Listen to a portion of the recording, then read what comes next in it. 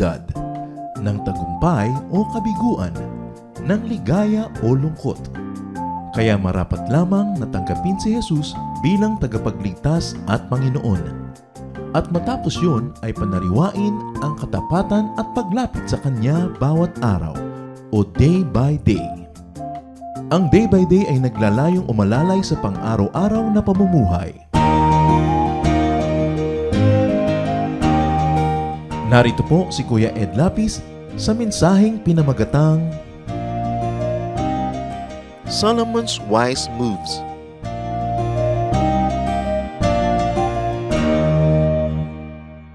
King Solomon was greater in riches and wisdom than all the other kings of the earth.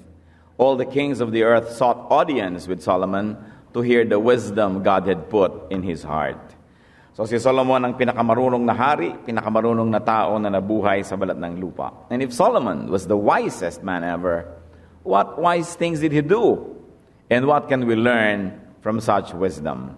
Ang ating pong pag-aaral ngayon, pinamagatan nating Solomon's Wise Moves and what we can learn from him today. Salamat, Panginoon, sa inyo pong pag-iingat sa amin. Salamat po sa isa na namang araw ng buhay. Salamat sa kapahingahang idinudulot nyo sa amin, mga bagay na aming kinakailangang ibinibigay ninyo. Salamat at kami po ay nagkaroon ng kalayaan na makarating sa lugar na ito upang sumamba sa inyo. Thank you, Father, for everyone who helps us, who enables us to be free to worship you. As we ask for your name to be lifted among us, O Lord, we pray that your glory may descend upon us and give us wisdom to understand your words. Patawarin mo po kami sa aming mga kasalanan, Panginoon, maliliit at malaki. Naaalala man namin o hindi, na hingi ng tawad sa inyo specifically and one by one. Lord, we pray that you may forgive us and cleanse us from all iniquity. Wash us with the blood of Jesus, Lord, and bring us into your presence. Show us your face. Lead us unto righteousness. Nais po naming matuto, Panginoon, kaya anumang bagay na maaaring humadlang sa isang pakikinig na taimtim, sa pag-iisip na malalim at sa pagtanggap ng iyong salita, iwinawaksin namin. We reject, rebuke, and drive away anything or any issue, any thought, any idea, any spirit that may hinder your blessing today. We pray, Lord, that we may give you 100% attention. We bring every thought captive to the name of Jesus. And in the name of Jesus, we drive away any presence of evil and frustrate any malicious plan of evil men and evil spirits against your people. Lord, we come into your holy presence, seeking your protection and asking for enlightenment. In Jesus' mighty name we pray with thanksgiving. Amen. Solomon's wise moves and what we can learn from them today. Sabi po sa 2 Chronicles 1, 7-10, noong si Solomon ay bagong-bago pa lang na hinirang na hari, that night God appeared to Solomon and said to him, "Ask for whatever you want me to give you." Solomon answered God, "You have shown great kindness to David my father, and have made me king in his place. Now, Lord God, let your promise to my father David be confirmed, for you have made me king over a people who are as numerous as the dust of the earth. Give me wisdom and knowledge, that I may lead these people. For who is able to govern this great people of yours?" So ano po ang mga wise moves ni Solomon? Because as we read, we will try to call out and we're going to try to filter out and then focus on his wise moves. Solomon's wise moves include many things. One, he built a great temple for God. He built a great palace for himself and for his people. Yan po ang unang-una niyang ginawa. Sabi sa 2 Chronicles 2:1, Solomon gave orders to build a temple for the name of the Lord and a royal palace for himself. And what's important is he knew his place and position. 2 Chronicles 2:5-6, the temple I am going to build will be great because our God is greater than all other gods. But who is able to build a temple for him? Since the heavens, even the highest heavens, cannot contain him, who then am I to build a temple for him except as a place to burn sacrifices before him? So Solomon was building a temple for God, the best he could make, but he was still saying even his best was never enough to contain God's glory. So hindi mo kayang i-contain yung God's glory, hindi mo na ibibigay yung iyong best. But Solomon gave his best, still recognizing the fact that his best was the least compared to God's glory. So Solomon was wise because he began his reign with obedience to the Lord to build the temple. Kasi si David attempted to build the temple, but the Lord said, no, it's not David who's going to build the temple for me, but his son Solomon. 1 Chronicles 28:6, he said to me, Solomon, your son is the one who will build my house and my courts, for I have chosen him to be my son, and I will be his father. So ang isang great act at kauna-unahang malaking act nitong si Solomon as king was to build a temple for God in obedience to God's will. And also, he built a palace for himself, which a wise king would always build also for his people. Kaya po ang mga dakilang mga sibilisasyon na ipinagmamalaki maging ng mga maliliit na tao, yung palasyo ng kanilang hari. Sapagkat yung kanilang national dignity, yung kanilang national pride, ay sinisimbolize din noong palasyo ng kanilang head of state. Halimbawa, when I was a student in college, I was traveling many countries in Europe, and you would always go to these great palaces. And I asked one of the guides, bakit sobrang gaganda ng mga palasyo at pinag-uubusan ng napakaraming pera? Among many answers that the guide gave me, I remembered one. Sabi niya, to humble the ambassadors from foreign countries who come to visit the king. Kasi pumapasok ka pa lang sa palasyo ng king, medyo nasisimi ka na, medyo bumababa na yung pride mo at medyo yumuyuko ka na. And politically and diplomatically, the king is now beginning to gain ground. Hindi pa lang kayo nag-uusap. Pero kung ambassador ay pumapasok sa palasyo mo, nilalait na yung palasyo mo, sa may entrance pa lang, edi ang yabang-yabang ng ambassador, kaharap yung head of state na host niya. Kaya the palaces were meant to be very, very opulent. Yun mga hindi mga nakakaintindi sa atin kung minsan. Ang gusto yata yung Malacanang Palace, magmukhang barong-barong. Kutakot-takot na tuligsa ang inabot ni Mrs. Marcos sa pagpapaganda ng palasyo para igalang tayo ng ating mga bisita. Anong gusto nila? Magmukhang barong-barong.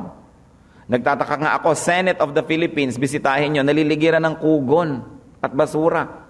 Nagtataka ako sa mga senator na pupupunta doon araw-araw, hindi man lang nila pagandahin yung paligid. Wasak-wasak yung mga bakod, giba-giba yung kalsada, wala man lang garden na maganda. This is the Senate of the Philippines. Yung bang ibig sabihin natin ng makabayan? Yung makamahirap? Ang gaganda nga ng bahay ng mga senator? No? Ba't yung Senate ang pangit? Kasi hindi nila binibigyan ng dignity yung ating lahi. Nagiging kapintasan pag nagpapaganda. Katulad ni Mrs. Marcos, kutakot-takot ang inabot na pintas sa beautification na ginawa niya. O tingnan yung Metro Manila ngayon kung gaano kapangit. Masama bang magpaganda? Masama bang ayusin yan?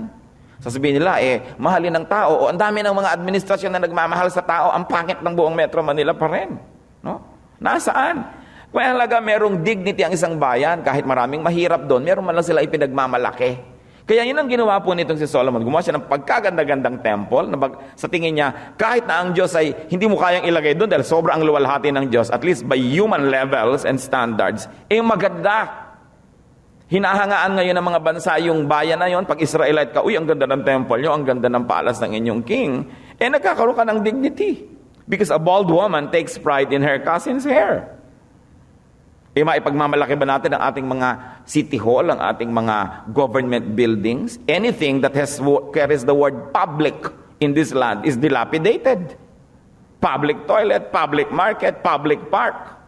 Kaya demoralized tayo. Wala tayong maipagmalaki.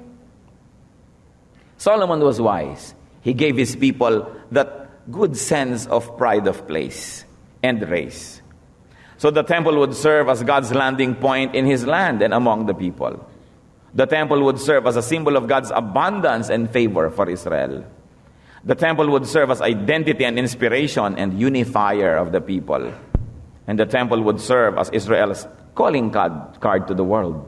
Ito ang temple ng aming Panginoon.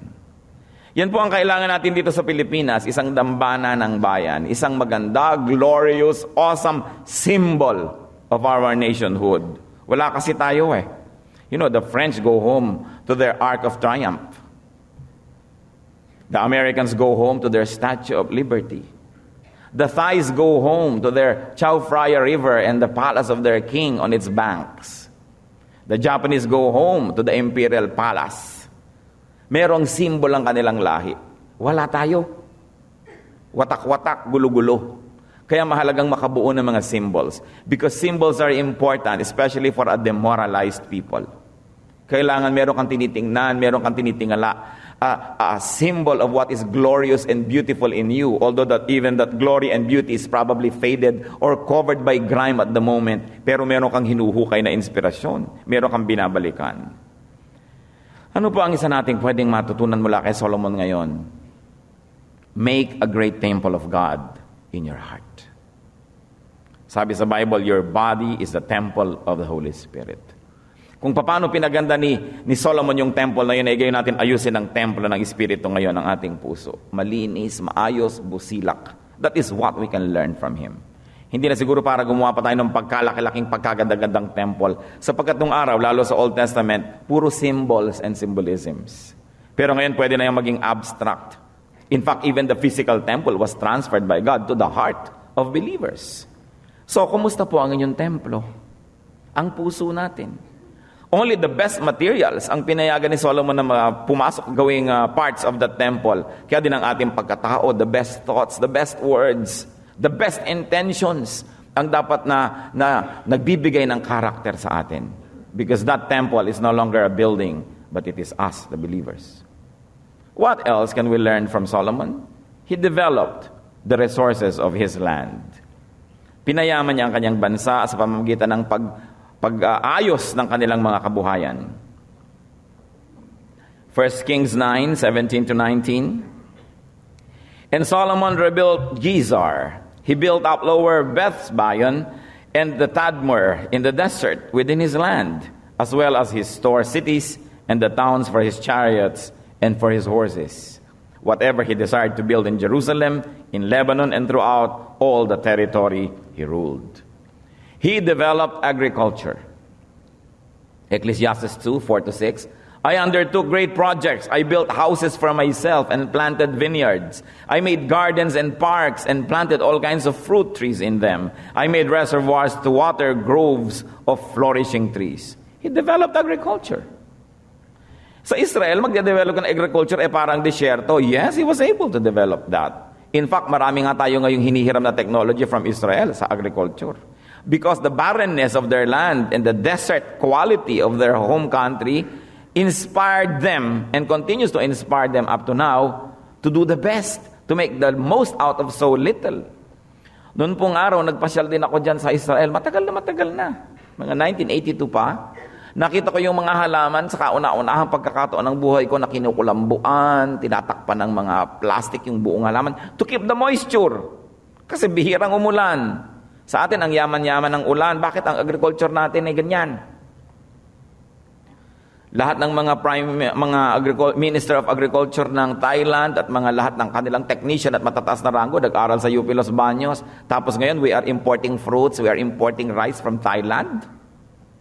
Ang yaman-yaman ng Pilipinas, we have 28 volcanoes that continuously fertilize our land for free. Can you imagine, kapuputok lang ng pinatubo, milyong metric tons of free sulfur ang ifinertilize sa buong Central Luzon. Marunong ang Diyos at mabait. Sapagkat over-farmed na ang Central Luzon, naubos na ang yaman ng lupa, o pinaputok ang pinatubo. Sasabihin, hindi po ba disaster? Anong disaster? Tumabitabi ka lang pag pumuputok. Kaya ka inaandod at tatatabunan, ayaw mong umalis, pumuputok ang bulkan. At ang rurunong ng ating mga ninuno, lalo sa Central Luzon, nag-develop ng mga bahay na kitataas ng mga poste, may silong ng mga maluluwag, para pag pumuputok ang bulkan at may lahar, pagbaba mo sa umaga, ay, naglahar pala ng 1 meter. Ang inanod lang ay ang iyong bakya. Pero dahil kinokopya natin yung mga bungalow, galing sa Amerika, naglubugan ang mga bahay. You know, the wisdom of our ancestors, kailangan nating tingnan, maging sa paggawa ng mga bahay. Hindi tayo dapat nag-i-import ng pagkain Sa Pilipinas, itatapon mo lang isang buto, tumutubo. Why are we importing? Because we are horribly mismanaged and misgoverned. But the land is rich. That's why our leaders have to learn from Solomon. He developed agriculture. And he developed overland trade. Gumawa siya ng maraming camel trails. He pacified the land so that traders can come back and forth without being molested. Sa atin, kung maggugulay kayo, galing Baguio, bago kayo makarating ng Maynila, ang magmomolest sa inyo ng mga pulis at mga militar. Pero yung mga kidnapper at holdupper, hindi hinaharang. Ang dadalig dumaan at kaya bibilis, pero yung mga maggugula, yung mga negosyante, ito ang lagi na lang pinahihirapan. Hinihinga ng kung ano-ano, samantalang ito yung mga gumagawa ng industriya, ito yung nakakalikha ng hanap buhay, at hindi pabigat sa bayan. Subukan nyo maging tambay-tambay dyan, walang nanguhuli sa inyo. Subukan ninyo magtayo ng tindahan, kaya raming nanggugulo sa inyo. Subukan nyo gumawa ng negosyo, pinahihirapan kayo ng karami-raming tao. Sarili nyong lupa, lalagyan nyo ng bahay, lalagyan nyo ng kung ano-ano. Kutak-kutakot na permiso at pahirap sa inyo sa City Hall. Mag-squat ka sa hindi mo lupa, aba, kakandungin ka pa at babayaran ka pa para ka lang lumipat, bibigyan ka pa ng libreng lote. Saan kayo nakakita ng ganitong kahangal na pamahalaan? Kaya ang mga tao ayaw na magbayad ng buwis, ayaw na mag-celebrate ng Independence Day, walang kagana-gana. Your own land, maglalagay ka ng bahay, kutak-kutakot na pahirap na nag-i-inspect. Pero yung hindi mo lupa, tayuan mo, mag-squat ka, aba, bebebihin ka pa ng gobyerno. Nade-demoralize ang middle class. Nawawala ng gana ang masisipag ng mga citizens because of very bad governance. But look at Solomon. So 1 Kings 10:26, Solomon accumulated chariots and horses. He had 1,400 chariots and 12,000 horses, which he kept in the chariot cities and also with him in Jerusalem. Bakit nagtayo si Solomon ng pagkarami-raming mga chariots? Para matakot ang mga kalaban, ang mga bansang gusto silang lupigin, ang lakas ng kanilang armed forces. Ang armed forces natin, kumusta? Hindi mo binabaril ang ating mga Navy boats ay lumulubog ng kusa.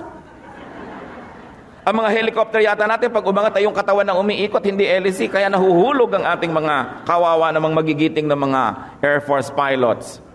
O hindi po ba ang Fort Bonnie, ibinenta yan para daw i-modernize ang ating armed forces? Naibenta na't lahat, hindi pa na-modernize ang armed forces. Boots lang ng ating mga army men, pinagkakaguluhan. Bakit ito pagka naglalakad sila yung gumanganga, hindi naman bibig? Pambihira. And Solomon is here to teach us. Solomon developed his country's maritime trade. 1 Kings 9:26-27.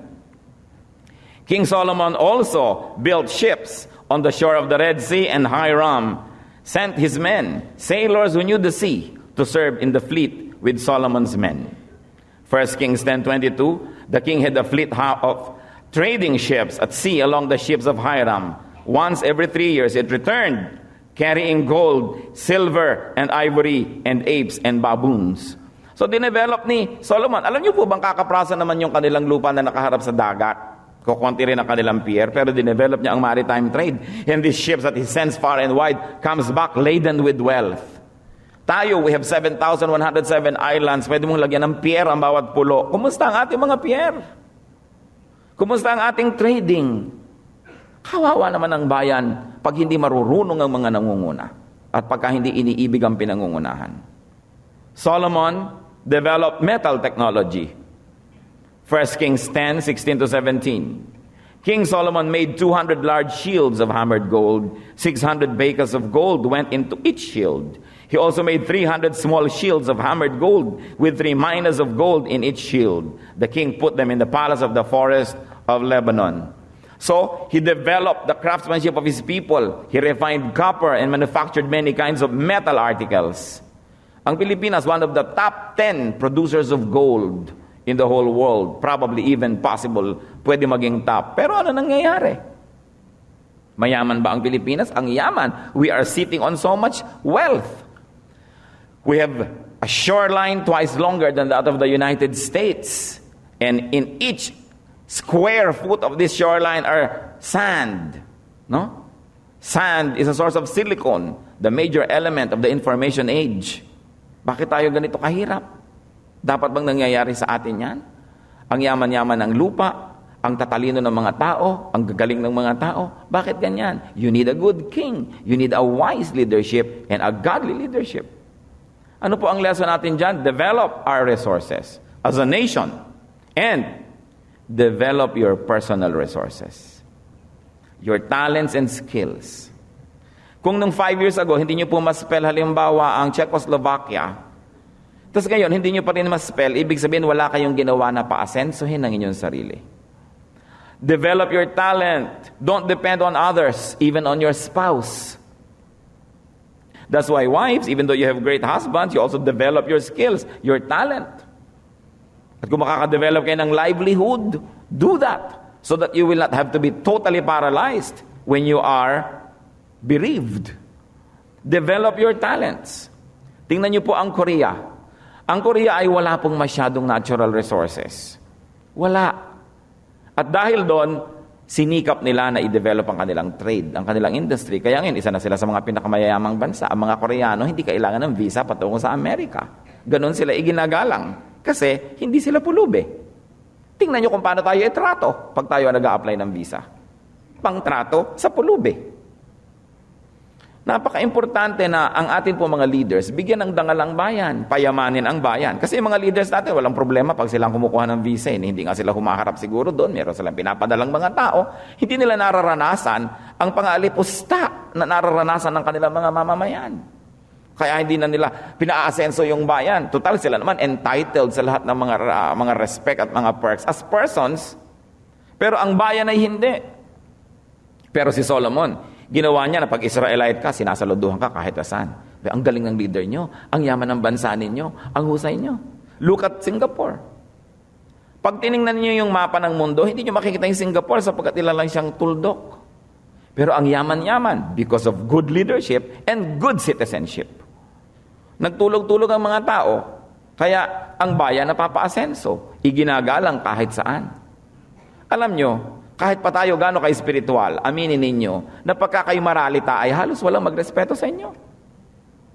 Kaya pag maralita ang bayan, ginaganyan-ganyan tayo kahit saan.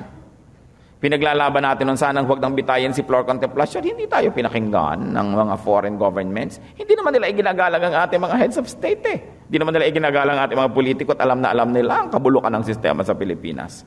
Kaya kawawa ang mga OFWs abroad. Halos walang magtanggol. Kung minsan sumisilong ka na sa Philippine Embassy, yung panagtataboy sa'yo, bumalik ka na at masikip dito. Napapahamak ang iba. Leadership is important. And Solomon was wise because he developed the skills of his people. 2 Chronicles 2:7, "Send me therefore a man skilled to work in gold and silver, bronze and iron, and in purple, crimson and blue yarn, and experience in the art of engraving, to work in Judah and Jerusalem with my skilled craftsmen, whom my father David provided."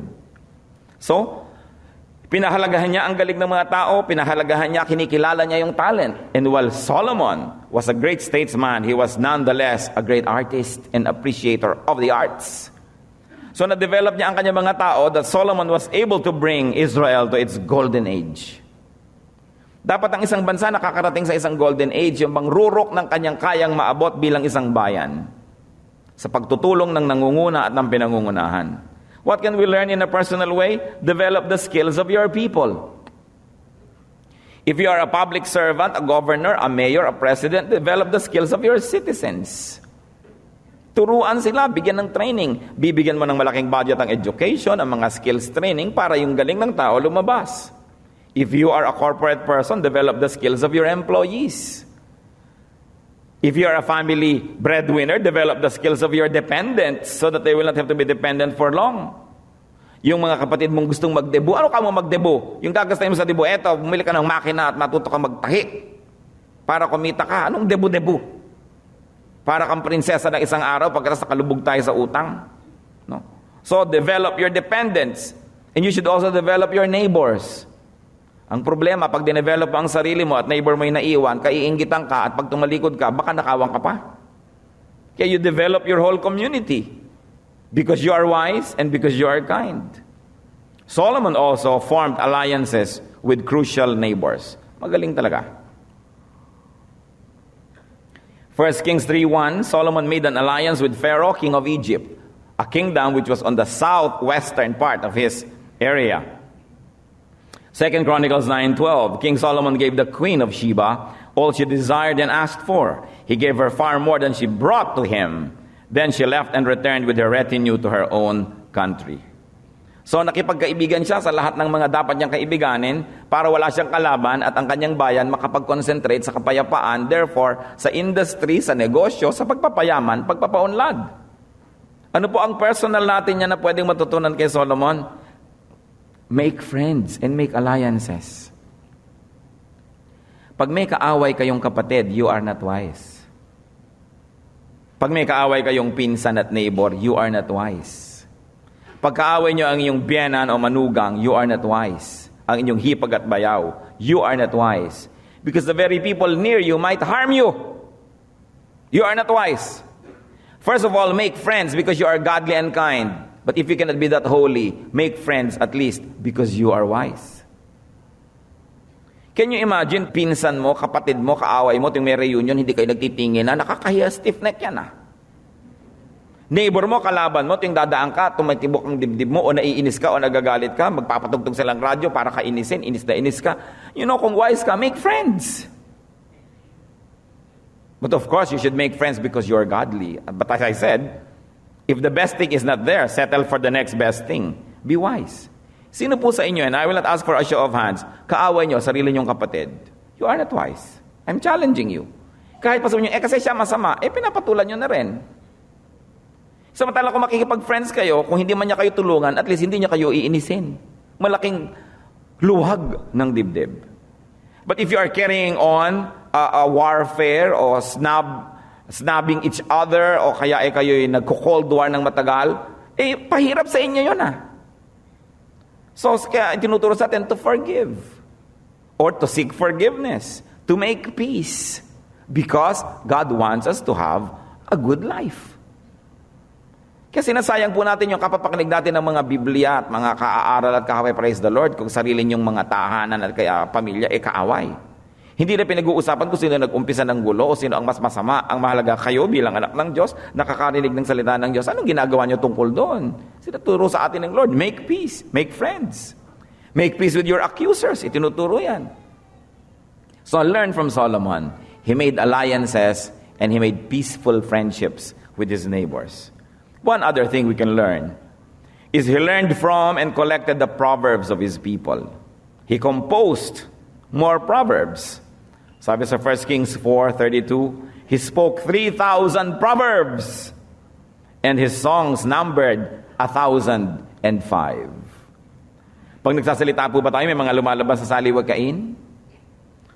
Ang mga kaibigan mo dali-daling gumagawa ng desisyon, tatanungin ka, anong palagay mo? Sabi mo, ang lumalakad ng matulin kung matinik ay malalim.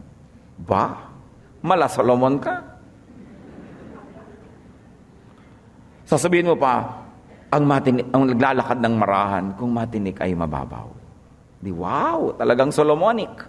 He spoke 3,000 proverbs. Siguro bubuka ang bibig niya, proverbs, kaya siya wise. You know why proverbs are such great source of wisdom?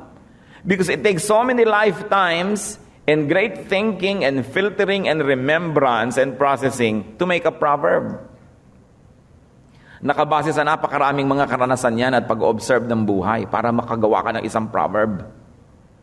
Kaya, anong ginagawa natin sa proverbs ng ating bayan? Meron pa ba ngayon na nagsasaliwikain ng mga Pilipino? Sinasabihan pa ba natin ang ating mga anak? Yung mga tatamad-tamad, sinasabihan mo po bang ang hipong natutulog, tinatangay ng agos? O, sige, matulog ka ng matulog. Ang nangyayari. He learned from the wisdom of his fathers. Do we learn from the wisdom of our fathers? Ang mga Pilipinong nakakapag-aral ng kolehiyo at nakakatapos, nakikinig pa ba sa magulang? O akala nila know-it-all na sila just because may diploma sila? Solomon learned from the wisdom of his ancestors. And that is wise. Of course, yung mga proverbs na yan was for identity, for values formation, and for moral transformation. Because Solomon was presiding over great material development and progress in his country, he tempered that material progress with spirituality and wisdom. In other words, kasi yung galing sa material, yung pag-imbento ng mga bagay, yung pag-asenso materially, pag walang kakambal na karunungan, disaster ang daladala niyan. Tingnan ninyo, yung mga biglang yumayaman na hindi marunong at hindi sanay mayaman, lalong nagkakawasak-wasak. Yung mga hindi sanay magkapera, biglang nanalo ng loto, nakikita nyo mga nangyayari sa buhay. Kasi pagka umaasenso ka materially, kailangan may kakambal yon o may nauuna na wisdom. Because apart from wisdom, you will only put dangerous instruments in the hands of people when you make them rich. For one, they will be able to afford their bad taste. No? Samantalang nung wala silang pera, at least hindi nakikita yung bad taste nila kasi wala silang nagagawa. So it is important to be wise. Solomon supported the physical temple with spiritual strength. In other words, heto yung maganda nating temple, heto maganda kong palasyo, pero anong ating mga kasabihan, anong ating mga kaugalian, anong ang karunungan ng ating lahi na magbibigay ng direksyon dito sa ating growth at sa ating progress. And he supported spiritual strength, yung kanilang mga kaugalian, karunungan, with the physical temple. In other words, yung project niya balance. Kita nyo, pag nagpagawa ka ng kagandang-gandang bahay, tapos hindi naman gumanda ang iyong asal, ang iyong ugali, ang iyong refinement, ano nangyayari? Nagiging tool lamang yan of pride and arrogance. Kaya dapat pantay. What can we learn? Personally, learn and collect Proverbs. Unang-una yung Proverbs sa Bible. Palagay ko po, isang maganda, lagi ang Bible nyo pag iniiwan nyo nakabukas sa Proverbs. Lagi nyo pinag-aaralan. Wisdom of the Israelites, wisdom of Solomon, and also learn and collect our own Proverbs. Magugulat kayo na napakarami ang mga Filipino Proverbs, very biblical. Kulang na lang lagyan mo ng chapter and verse. Very biblical. Sapagkat naniniwala tayo na ang Diyos ay dumalaw din sa ating mga ninuno, nagpakilala, nagparamdam, nagbigay din ng karunungan niya. Kaya nga pinag-aaralan natin yan at sinisikap gamitin ngayon, sapagkat alam nating lahat ng mabubuting bagay ay galing sa Diyos. Kahit pa nga hindi pa dumadating si Magellan, alam nga namang dumating lang ang Diyos sa Pilipinas noong 1521 kasama ni Magellan sa Galeon. Nagpapakilala ang Diyos sa lahat ng tao, sa lahat ng lugar, sa lahat ng panahon. Bagamat hindi lahat ng tao ay kinilala siya ng lubos. Pero makikita nyo ang imprints, ang mga patunay na siya ay nagpakilala at nagpahiwatig sa karunungan ng mga tao at sa kanilang mga salawikain. It is important to learn from Solomon. So what are the obvious lessons from Solomon? Put God first. He became king, he put God first and built a temple. And when he was asked by God, anong gusto mo? Ibibigay ko sa iyo kahit ano. Sabi niya, bigyan niyo po akong karunungan. Sapagkat dahil ginawa niyo akong pinuno ng mga taong ito, gusto kong mapumunuan sila sa paraan na gusto niyo. At kung ako lang, di ko po kaya. At dahil natuwa ang Diyos sa hiningi ni Solomon, ibinigay niya ang hiningi ni Solomon, pati ang hindi hiningi. Ibinigay din ng kayamanan, ibinigay din ng kaluwalhatian, ibinigay din ng maraming bagay na hindi niya inuna. So when you ask for the right things, even the other things you don't ask for can be given to you as bonus. Another thing that we should review and really learn from is to build up our own identity, your people's dignity. Lahat po ng mga mahuhusay na mga bansa at mga pinuno, binubuo nila ang kanilang bayan, a sense of identity, a sense of nationalism, a sense of national pride. Kahambal-hambal po, but very recently, a foreigner pastor preached to his congregation and wondered aloud why nationalism should be taught to Filipino Christians. Hindi daw dapat ituro ang nationalism sa Filipino Christians dahil ang mga Kristiyano daw po yung mga spiritual na tao at ang espiritu transcends all nations. The height of hypocrisy. Because while these foreign pastors preach that we should not develop our nationalism, they impose their culture on us because they are nationalistic themselves. Habang sinasabi lang, huwag kayong mag-develop ng nationalism sapagkat tayo mga espiritu. Kailangan neutral lang tayo. Pero yung nationalism nila, ine-export nila dito, yung culture nila, dinadala dito. Ayaw nila tayo maging nationalistic para patuloy nila tayo maging mga utusan. Para patuloy na maging sunod-sunuran tayo sa kanila. What is so strange about developing nationalism? Love for country is natural. And in our case, it is a necessity. We are an oppressed and a demoralized people. We need to find what is good and true and great about us and develop a sense of identity and nationalism so we can be united to rebuild our country. Nationalism is a necessity to lift our nation up. Habang pinagtatakha ng foreigner na pastor na ito kung bakit dapat i-develop ang nationalism sa Pilipinas, siya naman ay patuloy na dinadala niya dito ang kanyang brand of nationalism at ini-impose ang kanyang wika, ang kanyang sarili, ang kanyang kultura, ang kanyang musika, ang kanyang paraan ng paggawa ng mga bagay sa mga sunod-sunuran sa kanya. Anyone who opposes the development of Philippine nationalism is an enemy of the Filipino nation. Pastor or no pastor, religious or not. At ang mga tumutulong sa kanya are traitors to the national interest. People who come to our land should respect our traditions and respect our national aspirations. Hindi nila dapat yan pinofrustrate, walang halaga, at kung minsan nilalapastangan, kung minsan sa pulpito pa. Such people could only be perpetrators of colonialism because they are the beneficiaries of the status quo. Ayaw nilang mabago ang Pilipinas, ayaw nilang magkaroon ng nasyonalismo sapagkat sila ang nakikinabang sa paraan na tayo ngayon ay nabubuhay. Sila ang nakikinabang sa kaguluhan ng Pilipinas at sa pagka-demoralize ng mga Pilipino. Sila na walang mga tagahanga sa mga sarili nilang bansa ay nagsisiksik dito sapagkat dito hindi sila nauubusan ng mga tagahanga. Kaya ayaw nilang palitan ang sistema. It is dangerous when a country is too open to foreign missionaries. Nakita niyo po ang marurunong ng mga bansa sa Asia, they're very strict with missionaries that come into their land. Because there could be missionaries that are Trojan horses. They could be agents of other governments spying on our people, destroying our national aspirations in the name of God. Ako po hangang-hanga, and I love many genuine foreign missionaries whose Christianity is sterling, whose spirituality is unquestionable. But it doesn't mean that we should blindly trust everybody. Kailangan sinusuri po natin, tinitiyak. At kung naririnig natin sa mga foreign missionaries ang mga salitang lumalapastangan sa ating kasaysayan, sa ating mga pangarap at hikahin bilang isang bayan, brand them as enemies of the nation. Nagtatago lang sila sa likuran ng Diyos. At alam nyo, 500 taon na, may mga relihiyon nagtatago sa likod ng Diyos, pero actually pinagsasamantalahan lang ang kamangmangan ng ating mga mamamayan. Kaya dapat gumising ang Philippine Church. Dapat tayo mag-develop ng ating mga leaders na kaugat sa ating mga kaugalian, minamahal at pinagmamalasakitan ng ating bansa, hindi nilalapastangan at inaalila sa ngalan ng Diyos. Sobra na tayong mga naalipusta dahil sa relihiyon. Dapat na tayong matuto sa kasaysayan. Minsan po, may nakausap akong isang Westerner na pastor din. Sabi niya sa akin, Pastor Ed, I'm quite uncomfortable with your advocacy for nationalism. Parang hindi ata dapat yung nationalism. Sabi ko, why? Sabi, nationalism was the reason why the nations in Europe colonized the world.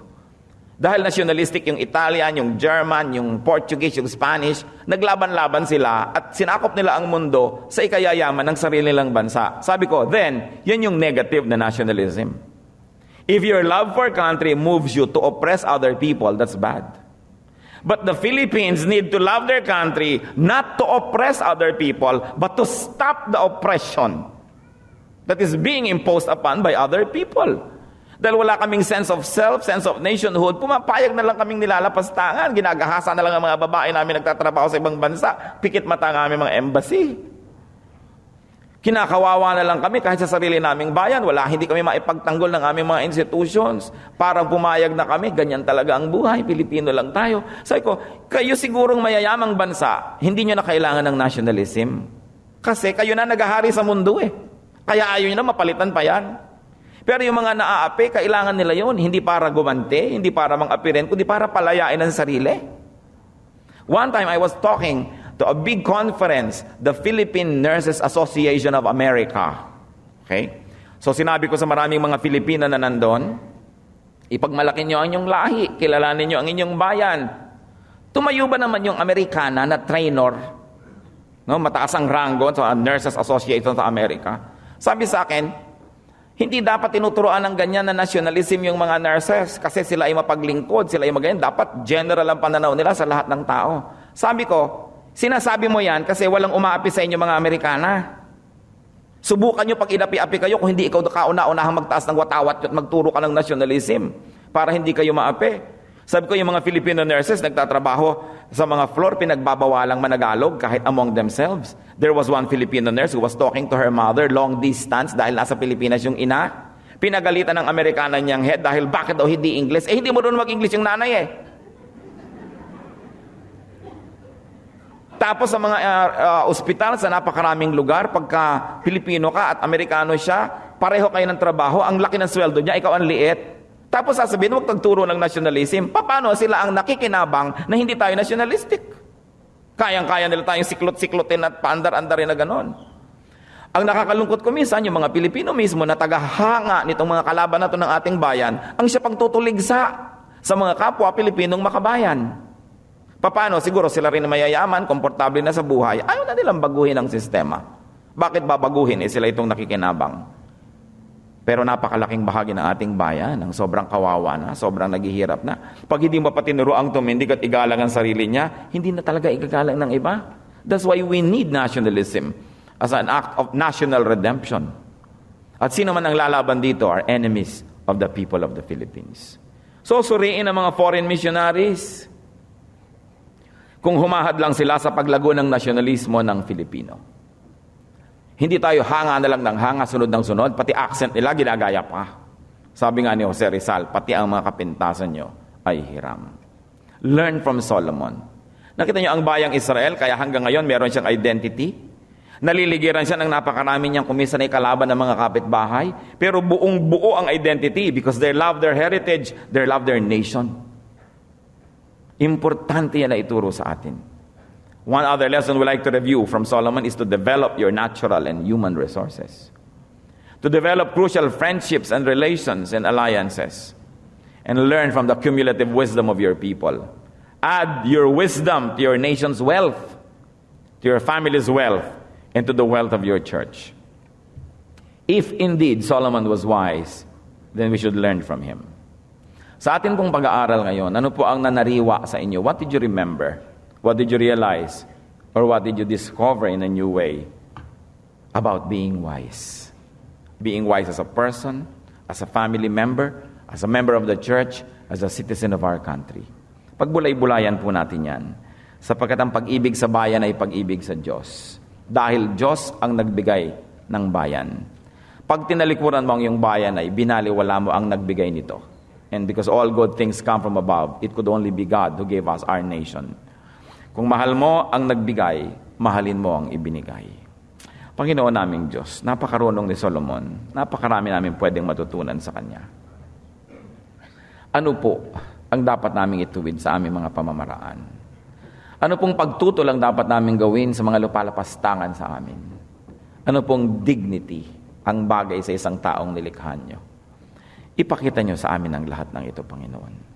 Imulat niyo po ang aming mata sa aming mga nagiging pagkukulang sa pag-aayos ng sarili naming buhay, ng aming tahanan, ng aming pamilya, ng aming church, ng aming bansa. At nawa ang iyong mga anak ang siyang manguna sa tunay na revival sa bayan na ito. Spiritual revival, nationalist revival. Sobrang maraming kawawa, sobrang maraming mahirap at api. Ituro mo sa amin na una, igalang namin ang aming sarili. At pangalaway, ituro sa iba na igalang kami. Nawa, Panginoon, ang karunungan ni Solomon maging pagpapala sa amin sa paglikha ng isang pamayanan na maunlad, kagalang-galang, malusog at masagana, sapagkat ito ang kagustuhan mo para sa amin at para sa lahat ng nilalang. Turuan mo kami na gawin ang aming mga pananagutan at maging tapat sa iyo at sa aming bayan.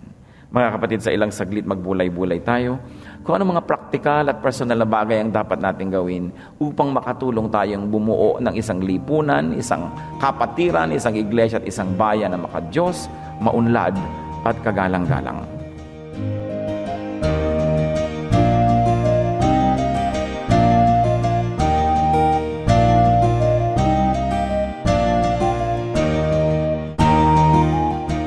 Ang katatapos pong mensahe ni Kuya Ed Lapiz ay pinamagatang Solomon's Wise Moves.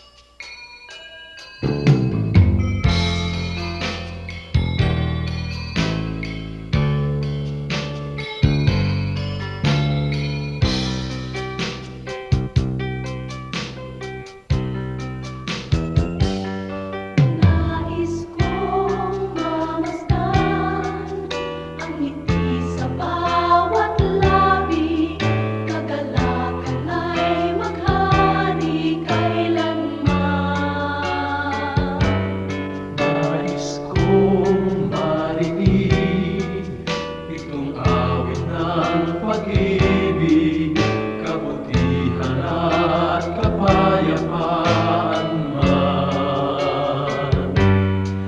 Nang matutunan kong pigilin ang sarili kong minsan, puso ay bigyan ng kahinahunan.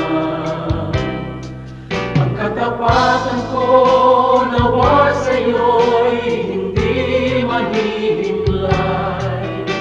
Mapagtiis na puso, kabaitan ang taglay. Bunga ng Espiritu, mayroon ka ba sa buhay mo? Ang kinakailangan na ipakita ng Kristiyanong tunay. Bunga ng Espiritu, kung wala sa buhay mo, kay Jesus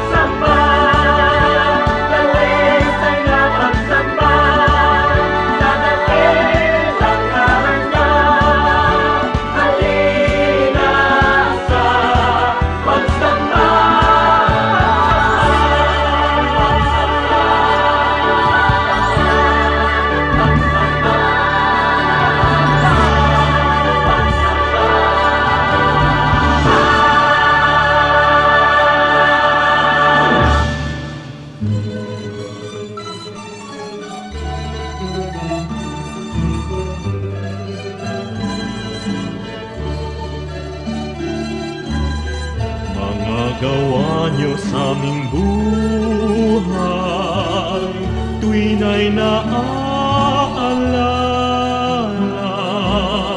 kayo'y laging tapat na tunay, puno ng pagpapala.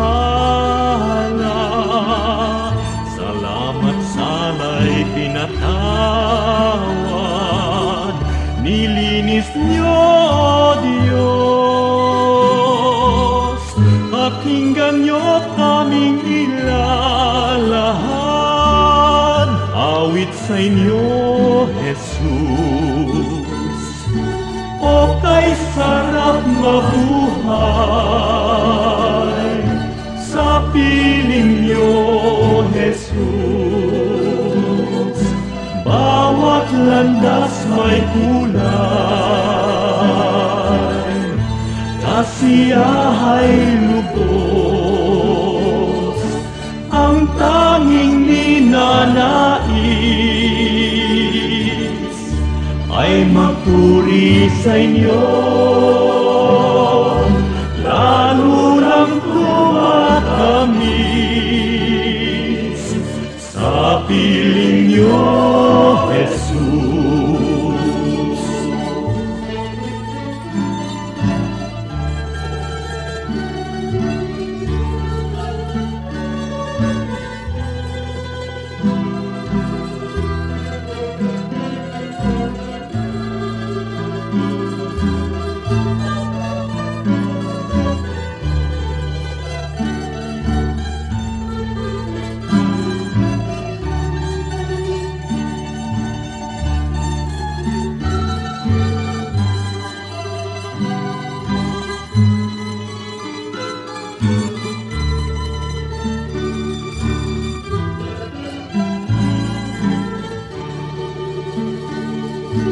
O kay sarap mabuhay,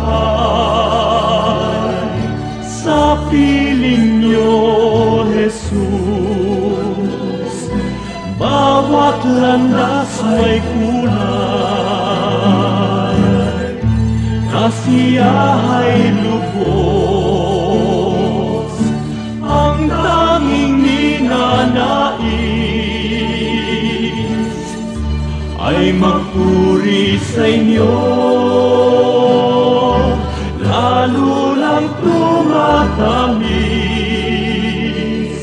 sa piling niyo, Jesus. Bawat hakbang ay mayroong awit, bawat pintig ng puso, mga himig na makalangit, sa damdamin bugso. Lumipas man ang aking buhay, awit di matapos,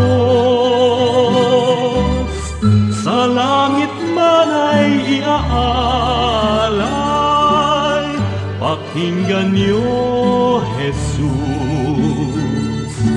O kay sarap mabuhay, sa piling niyo, Jesus. Bawat landas may kulay, kasiyahay lubos, ang tanging ninanais ay magpuri sa inyo, lalo lang tumatamis sa piling niyo, Jesus. Lalo lang tumatamis sa piling niyo, Jesus.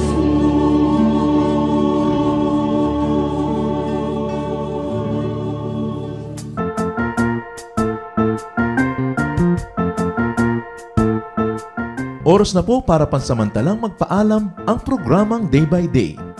Tayo po'y magsama-sama tuwing ika-6 hanggang ika-7 ng umaga, araw-araw. Magandang umaga po at mabuhay ang Panginoong Hesus!